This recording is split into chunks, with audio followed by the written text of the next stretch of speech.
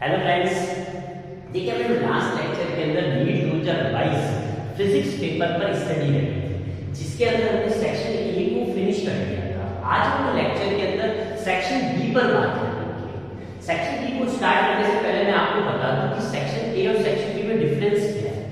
अब इसको समझने से पहले हम अपने पहले पुराने नीट के पैटर्न पे चलते हैं। देखो पहले क्या होता था, नीट पे 45 क्वेश्चंस पूछे जाते थे और 45 के 45 क्वेश्चन मॉडरेट लेवल पे होते थे। एक बात हमेशा याद रखना, नीट कभी भी क्वेश्चन पेपर का लेवल टफ कभी नहीं रखता, हमेशा क्वेश्चन पेपर का मॉडरेट या उससे नीचे की तरफ ही होता है।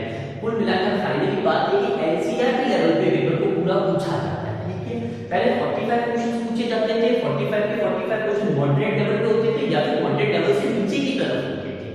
अब नीट ने क्या किया, पैटर्न थोड़ा चेंज कर दिया है।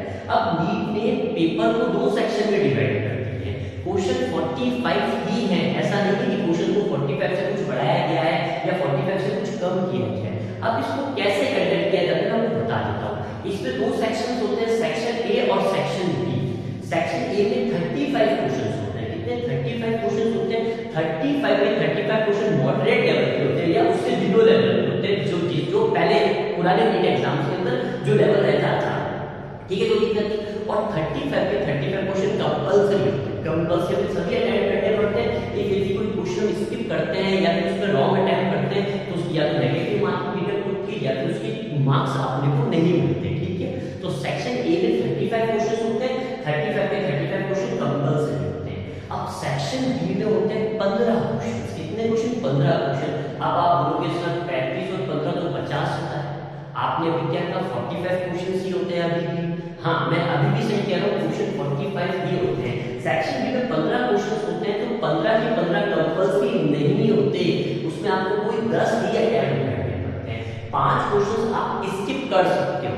सेक्शन बी में कुछ क्वेश्चनों का जो लेवल होता है वो मॉडरेट से ऊपर रखा जाता है, मॉडरेट से ऊपर, जिसमें आपको अपने दिमाग का इस्तेमाल करना पड़ता है। ये थोड़े कंफ्यूजिंग टाइप होते हैं, ये थोड़े हिट एंड ट्रायल बेस्ड होते हैं, इनके अंदर थोड़ा कंफ्यूजन क्रिएट होता है। तो ऐसे 5 क्वेश्चन जो आपको लगता है कि हाँ ये पूरे मॉडरेट से ऊपर लेवल के, आप उनको स्किप कर दीजिए। और 10 क्वेश्चन तो हमें मॉडरेट लेवल और उससे बिलो लेवल के मिलते ही मिलते हैं, जो क्वेश्चन का स्टैंडर्ड सेक्शन ए के 35 क्वेश्चन से एकदम करेक्टली मैच होता है। चलिए हम इस पेपर की डिस्कशन कर लेते हैं। वैसे हम सेक्शन बी में सभी क्वेश्चंस पे स्टडी करेंगे, 15 क्वेश्चन से 15 के 15 क्वेश्चन पे स्टडी करेंगे, बट एग्जाम में आप 5 क्वेश्चन स्किप कर सकते हैं। मैं आपको सलाह दूंगा जब क्वेश्चन करने के दौरान इस क्वेश्चन को हमें स्किप कर देना हमारे लिए उस सिचुएशन में सही साबित होगा, क्योंकि 15 के 15 तो मैं अटेम्प्ट करना नहीं है, अटेम्प्ट तो हमें 10 ही करना है। भले आपको 15 के 15 आते हैं लेकिन अटेम्प्ट तो आप 10 ही करेंगे। तो स्टार्ट करते हैं। जैसे हमारा सबसे पहला क्वेश्चन जो पूछा गया है, सबसे पहला क्वेश्चन पूछा गया, लेकिन आपको एक बात क्लियर कर दूं, हो सकता है क्वेश्चन जो यहाँ पर सेक्शन बी का फर्स्ट क्वेश्चन है वो आपकी सेट के अंदर सेक्शन बी के फर्स्ट क्वेश्चन में नहीं हो सकता है वो सफर रहते हैं क्वेश्चन। देखिए पहला क्वेश्चन क्या पूछा गया है, the pendulum of length 121 centimetre and 100 centimetre start vibrating in phase. दो सिंपल पेंडुलम है, एक की नंबर 121 सेंटीमीटर है और दूसरे की 100 सेंटीमीटर है। वो मीन पोजीशन के अबव क्या हो रहे हैं, ऑसिलेट हो रहे हैं। At some instant the two are at their mean position in same phase, मतलब दोनों मीन पोजीशन से स्टार्ट हो रहे हैं। The minimum number of vibration of the shorter pendulum after which the two are again in phase at the mean position। अब देखिए पहले pendulum की लंबाई कितनी है, पहले पेंडुलम की लंबाई है 121 सेंटीमीटर और दूसरे पेंडुलम की लंबाई कितनी है, 100 सेंटीमीटर।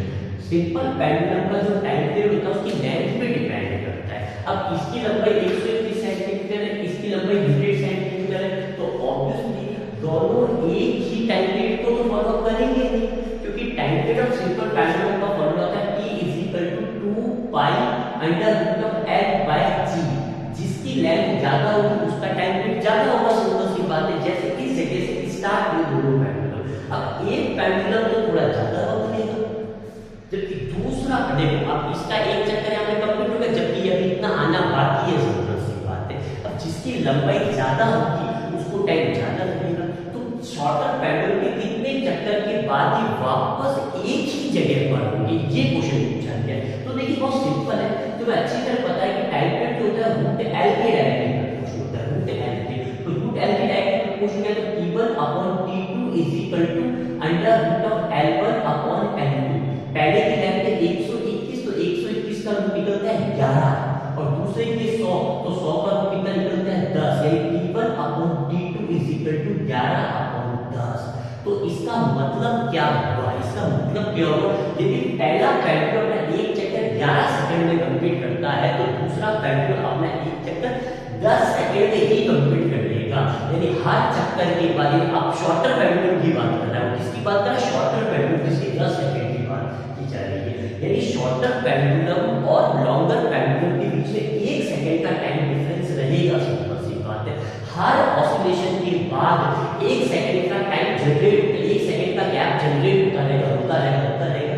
कितने सेकंड बाद वो या कितने ऑसिलेशन के बाद दोनों वापस उसी पोजीशन पे मिलेंगे। तो जब एक बात सोचो, सेकंड पर 10 सेकंड, फर्स्ट में 11 सेकंड, तो कितने सेकंड का गैप हो रहा है, 1 सेकंड का। एक ऑसिलेशन में 1 सेकंड का गैप, 2 ऑसिलेशन में 2 सेकंड का गैप, 3 ऑसिलेशन में 3 सेकंड का गैप, 5 से 5 ऑसिलेशन का गैप, 8 सेकंड बाद 8 सेकंड का गैप, 10 सेकंड बाद 10 ऑसिलेशन बाद 10 सेकंड का गैप और 11 ऑसिलेशन का 11 सेकंड का गैप। जैसे 11 सेकंड का गैप आएगा, पहले का टाइम कितना है, 11 सेकंड है, यानी बराबर एक ऑसिलेशन शॉर्टर पेंडुलम का क्या हो जाएगा, ज्यादा हो जाएगा और सेम जगह पे मिलेंगे। तो after 11 oscillation of shorter pendulum,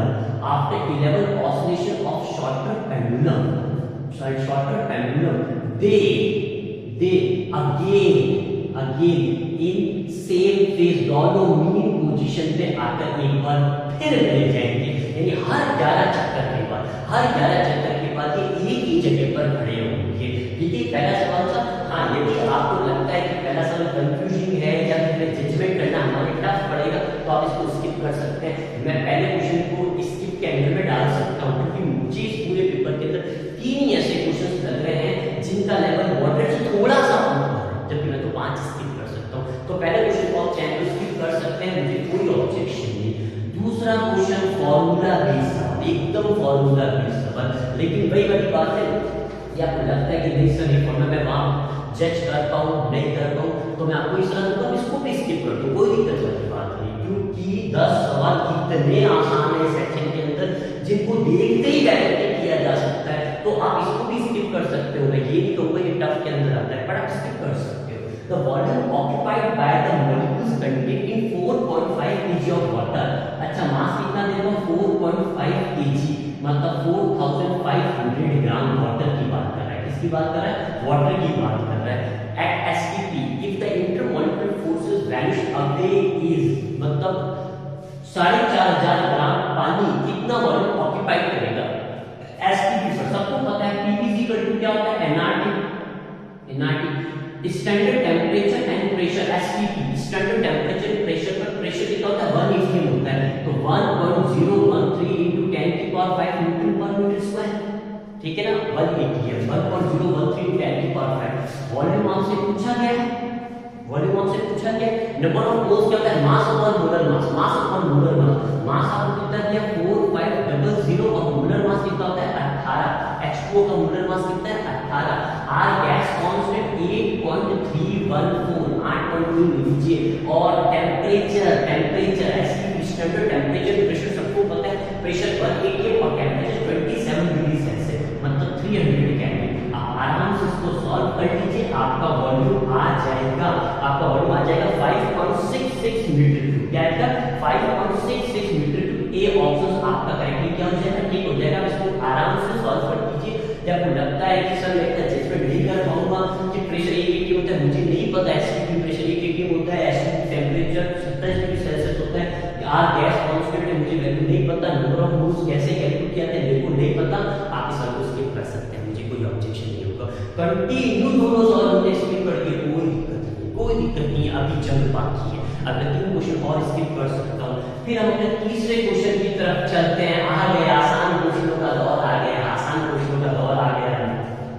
तो ऐसा सवाल जो ऐसा कोई दुनिया के कॉम्पिटिटिव एग्जाम्स में होगा जिसमें पूछा नहीं गया, हर एग्जाम्स में पूछा गया, transparent media A and B separated by the plane boundary, the speed of light in those media 1.5, मतलब A मीडियम में स्पीड दे रखी है 1.5 into 10 0 into 10 की पावर 8 मीटर पर second the critical angle. Formula ये सवाल सभी को पता है, क्रिटिकल एंगल का फॉर्मूला क्या होता है, IC sin इनवर्स μ2 अपॉन μ1 या फिर sin inverse V1 upon V2 या V1 अपॉन V2। सिंपल सा फॉर्मूला ये सवाल मैं अपना लास्ट लेक्चर में भी आपको बोल रहा था और एक बार फिर रिपीट कर रहा हूं, नीट में 70% सवाल फॉर्मूला बेस्ड आते हैं। सिर्फ अगर आपको फॉर्मूले का ज्ञान हो, हमें सिर्फ डाटा पुट करना है। तो IC sin इनवर्स V1 कितना है अपना 1.5 into 10 की पावर 8 और V2 अपना कितना है 2 into 10 की पावर 8। जो कट रहा है काट दो, फिर ये आएगा IC sin इनवर्स 3/4। ऑप्शंस को देख के टिक कर दो, साइन ऑप्शन सी दे रखा हुआ है आपका। उम्मीद करता हूं समझ में आ गया था। फिर बात करते हैं चौथे नंबर क्वेश्चन की तरफ। अब कंटिन्यू अच्छे क्वेश्चन की भरमार, फॉर्मूला बेस्ड सवालों की भरमार आ चुकी है। शुरुआत के 2 क्वेश्चन आप स्किप भी करते हो तो भी कोई प्रॉब्लम नहीं है। अभी आप 3 क्वेश्चन और स्किप कर सकते हो, वैसे सिचुएशन नहीं है, टेंशन मत लो। अब कंटिन्यू सारे सवाल फॉर्मूला बेस्ड है। हाँ, एक सवाल बीच में ऐसा जरूर आएगा जिसको मैं स्पेशली सलाह दूंगा कि आप स्किप कर दीजिए, क्योंकि उस सवाल में मैं खुद कंफ्यूज था इसका ऑप्शन कौन सा ठीक होना चाहिए। तो ऐसे सवाल को मैं स्किप करने की ही सलाह दूंगा। मुझे खुद गूगल का सहारा लेना पड़ा कि उस क्वेश्चन का आंसर पता करने के लिए। ठीक है, अगला सवाल चौथे नंबर क्वेश्चन बिल्कुल सीधा साधा न्यूटन डायमेंशन का सवाल है, कॉलम रीचिंग का सवाल है। 4 आपको दे रखे कि डायमेंशन रीच करनी है, सभी की डायमेंशन आसान है। पहला यूनिवर्सल ग्रेविटेशनल कांस्टेंट सीधी खाती डायमेंशन है m-1 L3t-2। सभी को पता है, नहीं पता है तो आप निकाल देना F=gm1m2/r² से। सेकंड है gravitational potential energy. Gravitational potential energy और वर्क की डायमेंशन सेम होती है। Work force into displacement m1 L2t-2। आराम से वैसे 2 पता चलने के बाद कॉलम में किया जा सकता है, बट अपन सबकी डायमेंशन लिख देते हैं। तीसरा है ग्रेविटेशनल पोटेंशियल। तीसरा क्या है, ग्रेविटेशनल पोटेंशियल। तो ग्रेविटेशनल पोटेंशियल क्या होता है सभी को पता है, सिंपल सी बात है। वैसे तो ग्रेविटेशनल पोटेंशियल फॉर्मूला लगा सकते हैं Gm/r। क्या होता है Gm/r? क्या होता है Gm/r? या फिर energy per unit mass. Energy per unit mass आपको जो ठीक लगता है आप उससे निकाल सकते हैं। एनर्जी पर यूनिट मास से भी निकाल सकते हैं और Gm/r से निकाल सकते हैं। तो इसकी डायमेंशन आएगी L2t-2। क्या आएगी L2t-2। और चौथा है ग्रेविटेशनल इंटेंसिटी। ग्रेविटेशन आप इसको चाहे तो Gm/r² से निकाल सकते हैं या फिर F/m0 से भी निकाला जाए। फोर्स पर यूनिट मास आपको अगर आश्चर्य होगा, इस एक सवाल आपके सेक्शन 1 के अंदर पूछा हुआ है, F और M दिया हुआ है। देखिए वहां पे क्वेश्चन पूछ दिया, यहाँ पे इसी चीज की डायमेंशन पूछ ली। तो क्या हो जाएगी इसकी L1t। ऑप्शन स्किप कर दीजिए, स्किप करने के अंडर में नहीं आता है सवाल, सिंपल सा। फिर अगला सवाल 5वां, एक बार फिर फॉर्मूला बेस्ड सवाल, स्किप के अंडर में नहीं आता। वैसे अभी आप 3 क्वेश्चन और स्किप कर सकते हैं, पर स्किप के अंडर में नहीं आता। बहुत ही सिंपल सादा सवाल पूछा है। एक series LCR circuit inductance L कितना देता है 10 हेनरी और कैपेसिटेंस दे रखा है 10 माइक्रोफैराड। रेजिस्टेंस कितना दे रखा है 50 ओम और वोल्टेज दे रखी है 200 साइन ऑफ 100t। इस सर्किट की ऑपरेटिंग फ्रीक्वेंसी और रेजोनेंस फ्रीक्वेंसी पूछी है। तो ऑपरेटिंग फ्रीक्वेंसी तो हम सप्लाई वोल्टेज के बेसिस पे निकालेंगे। V=V0 sin omega t। Omega क्या देगा 100, ओमेगा देखो 100, ओमेगा क्या होता है 2πf=100। तो ये तो भी आपकी ऑपरेटिंग फ्रीक्वेंसी 50/π। ये तो भी आपकी ऑपरेटिंग फ्रीक्वेंसी। अब इस सर्किट की रेजोनेंस फ्रीक्वेंसी निकालते हैं। रेजोनेंस फ्रीक्वेंसी का फार्मूला होता है 1/2π√LC। 1/2π L कितना देगा 10 हेनरी और C अपने कितना देगा 10 माइक्रोफैराड। Micro means 10⁻⁶। सॉल्व कीजिए 10⁻², 10⁻⁻6, 10⁻⁻4। -4 का रूट ना -2, -2 या ऊपर 10⁻²। तो F=100/2π। बहुत ही बढ़िया, 50/π। Resonance frequency 50/π, operating frequency 50/π। Option C, operating frequency resonance frequency दोनों बराबर है। सिंपल सी बात है। इसमें मुझे नहीं लगता कि कुछ टफ कॉन्सेप्ट लगाया है फॉर्मूला बेस्ड सवाल स्किप के अंदर में नहीं आता। फिर अगले 6 नंबर क्वेश्चन की तरफ चलते हैं। स्किप में नहीं आता, बहुत ही सिंपल सवाल, बहुत ही सिंपल से एक प्रोजेक्टाइल का वो 10 मीटर पर सेकंड से फेंका गया है, कौन से थीटा बराबर 60 डिग्री विद वर्टिकल खेल गया वैसा खेल गया। सिंपल सी बात है, किसी की नजर नहीं पड़ती इस बात पे, उसने विद वर्टिकल लिया कहा है, जबकि हम थीटा सारे हॉरिजॉन्टल से लेते हैं। जब 60 डिग्री वर्टिकल से होगा तो हॉरिजॉन्टल से कितना हो जाएगा, 30 डिग्री हो जाएगा। क्या हो जाएगा, हॉरिजॉन्टल से 30 डिग्री हो जाएगा। अब वो पूछता है कि हाईएस्ट पॉइंट पे वेलोसिटी क्या होगी।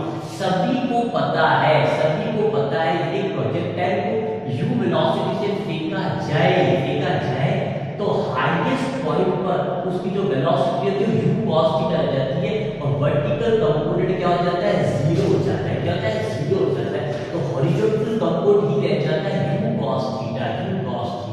u कितना देता है, 10 और थीटा 30 डिग्री। बस कई बच्चे 60 डिग्री के हिसाब से कर देते हैं, उनकी भ्रांति हो जाती है। तो cos 30 √3/2 तो ये हो जाएगा आपका 5√3 मीटर पर सेकंड। आप ऑप्शन पे टिक कर सकते हैं। सी ऑप्शन 5 भी दे रखा है, कई लोगों ने थीटा 60 डिग्री से कर दिया होगा तो उन्होंने 5 टिक किया होगा। 42 अगला नंबर 7 नंबर क्वेश्चन। और कोई डिस्ट्रिक्ट पढ़ने के साथ क्वेश्चन नहीं है, सवाल को आराम से पढ़े, फॉर्मूला बेस्ड सवाल है। एनसीईआरटी में ग्राफ डिट्टो का डिट्टो बना हुआ है, सिंपल सी बात है, बिल्कुल एनसीईआरटी है।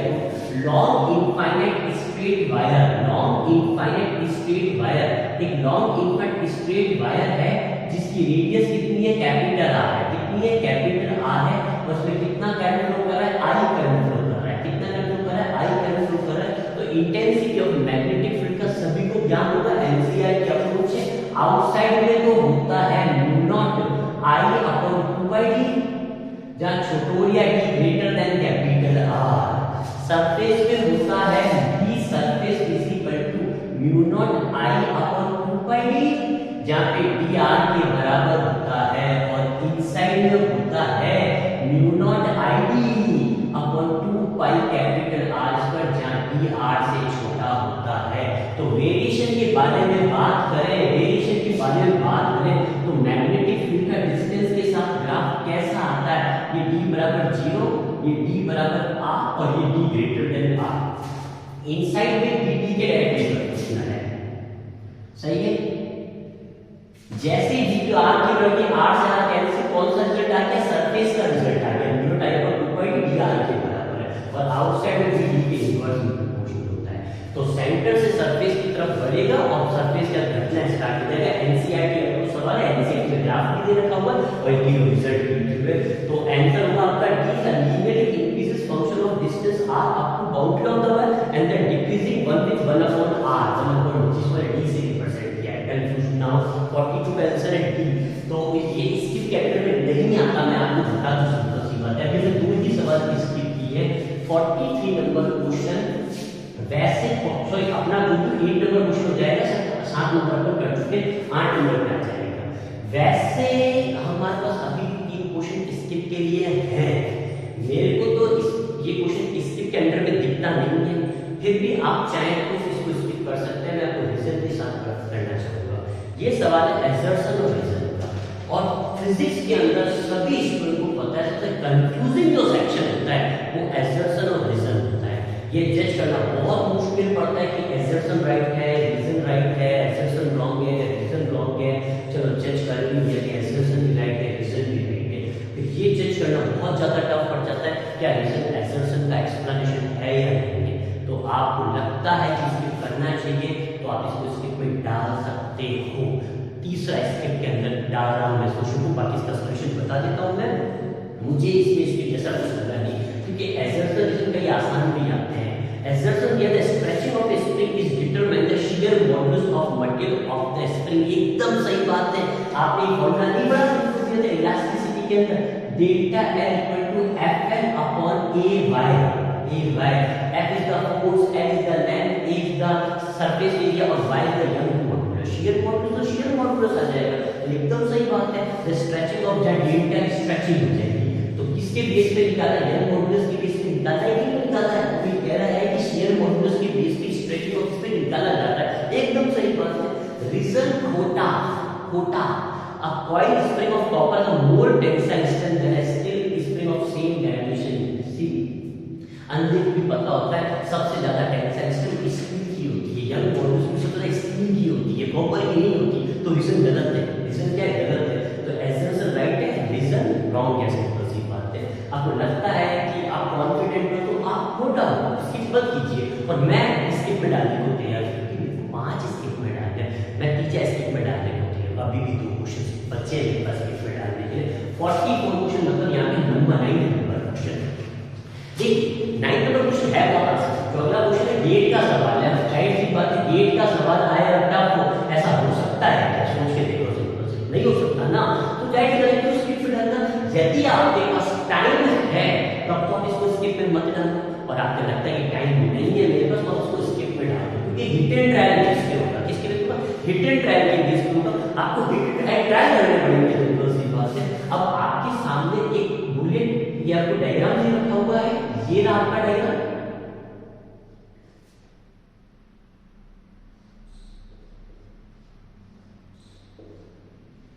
ये हम एक डायग्राम बनाने जा रहे हैं।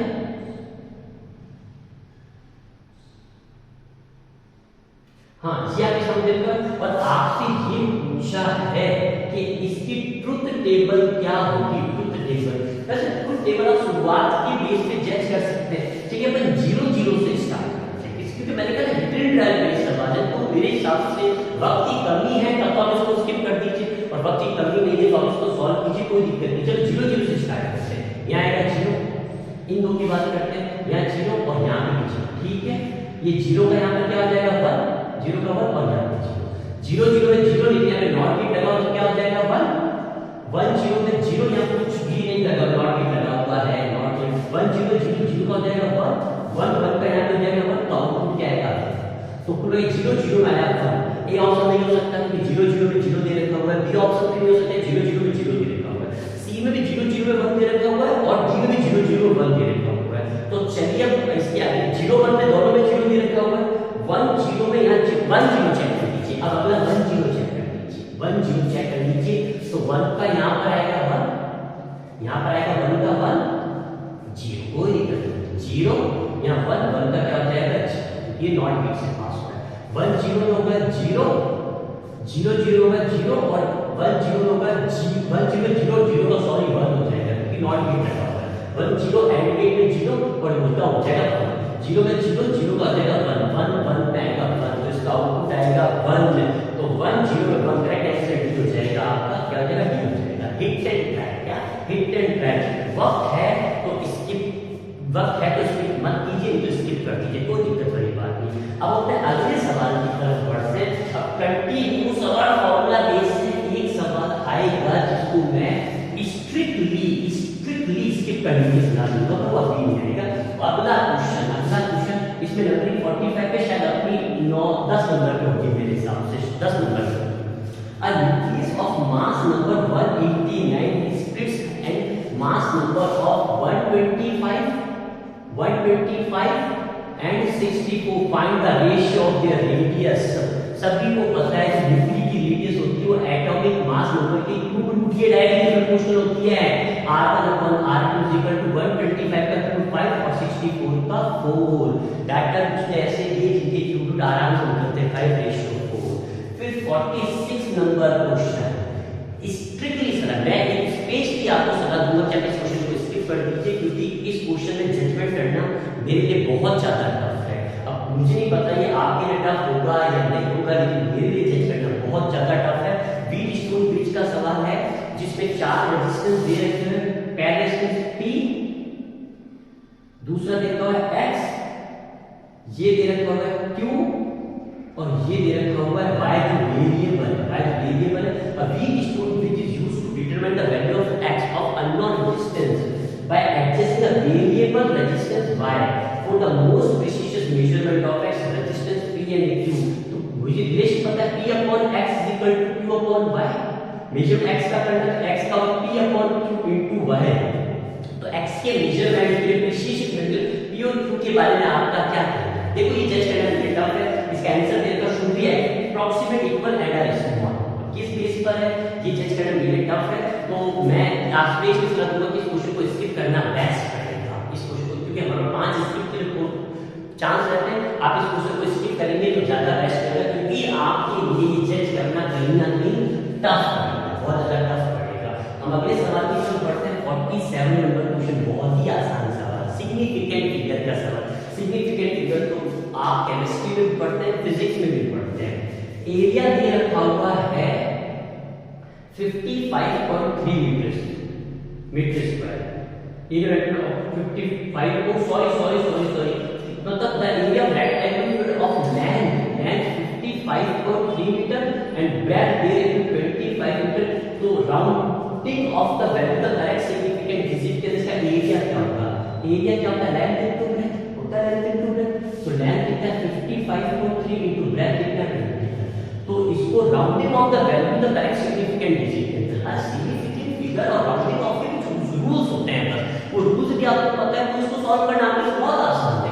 चलिए मल्टीप्लाई करते हैं। तो अपन 55.3 को किससे मल्टीप्लाई करें? 25 से मल्टीप्लाई करें। पॉइंट बेटा नीचे 10 लगा दीजिए।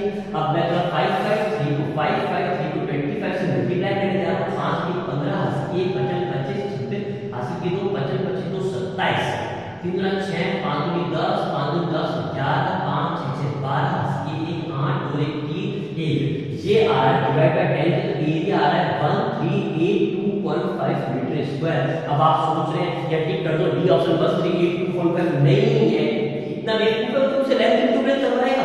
6 स्टैंडर्ड का सवाल पूछेगा, सिंपल सी बात है, लेंथ इनटू ब्रेड्थ को मल्टीप्लाई कर दिया 1382.5 आया, ऑप्शन दिया 1382.5। दुनिया की पूरी खुशी क्या होती है? अपना आंसर ऑप्शन में मिल जाना है। छलावा बिल्कुल छलावा, इसको राउंड ऑफ कर लिखना है। तो ऐसा कीजिए, सबसे पहले पॉइंट यहां पे शिफ्ट कर दीजिए। तो ये एरिया क्या हो जाएगा? 1.38 इनटू इस पॉइंट को 3 आगे लिखा है तो कितना आ जाएगा? 10 की पावर 3 मीटर स्क्वायर। 1.38 इनटू 10 की power 3 metre square, correct.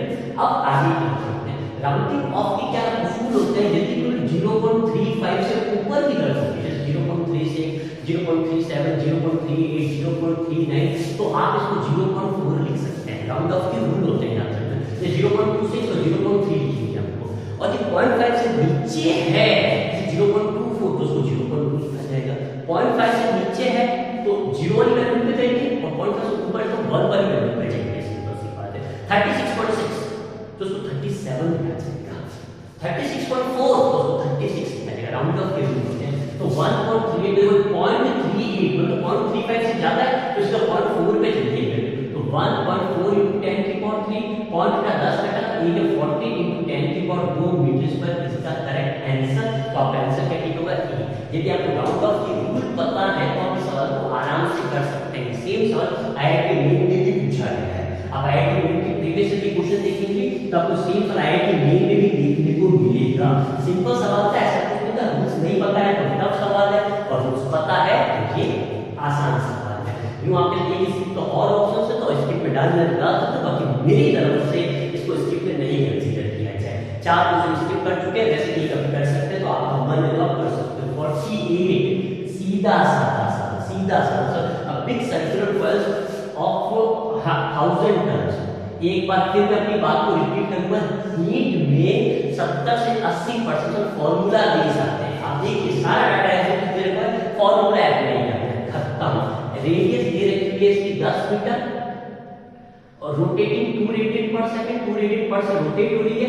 Magnetic field का वर्टिकल कंपोनेंट 2 × 10 की पावर -5 टेस्ला दे रखा है, और रेजिस्टेंस 12.56 ओम दे रखा हुआ है। The maximum induced current in the coil. एक कॉइल मैग्नेटिक फील्ड में क्या हो रही है? रोटेट हो रही है। क्या हो रही है? रोटेट हो रही है। आपको लेंस की तीनों एप्लीकेशन पता होगी। Due to linear motion of rod के ये फील्ड होता है डीबीआर। क्या डीबीआर? रॉड की मैग्नेटिक फील्ड रोटेट हो रही है तो half D omega L square, और एक रेक्टेंगुलर कॉइल मैग्नेटिक फील्ड में क्या हो रही है? रोटेट हो रही है। तो मैग्नेटिक फील्ड का फॉर्मूला होता है ban omega sine omega T. Ban omega sine omega T, जहां पर बैन ओमेगा मैक्सिमम ईएमएफ होता है। क्या होता है? Maximum EMF. तो मैक्सिमम ईएमएफ हो जाएगा आपका बैन ओमेगा। बी कितना दिया है? 2 × 10 की power -5। Area of coil pi r square निकाल दीजिए। Pi r square 12.56 × 12.56, number of turns 1000, 10 की पावर 3, ओमेगा कितना दे रखा है? 2। ये हो गया आपका मैक्सिमम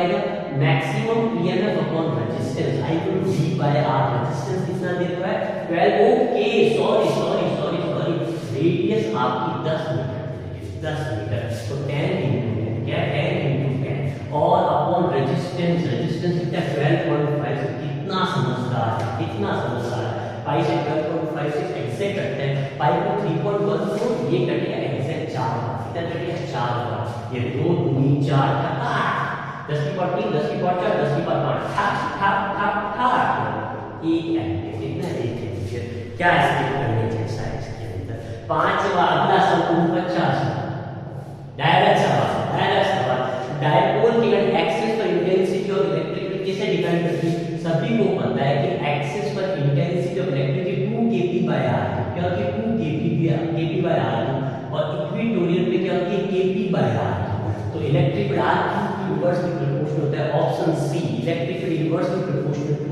r कैसे करोगे इसके अंदर और 50वां सवाल ऐसा लगता है कि नीट ने तो इस सवाल की रजिस्ट्री कर रखी है इस सवाल को इतनी बार पूछ चुका है 3 से 4 बार पूछ चुका है डाटा नहीं बदलता ये का ही डाटा नीट ने तो इस सवाल कम से कम 3 से 4 बार प्रीवियस में पूछ चुका है और फिर रिपीट मार दिया मतलब लोगों ने तो आंसर रट दिया 50% एनर्जी लॉस होगी 50% एनर्जी लॉस होगी इसके अंदर कैपेसिटर का फेवरेट सन एनसीईआरटी का डिट्टो क्वेश्चन एनसीईआरटी का वो कह रहा है कि 900 पिकोफैराड कैपेसिटर को 100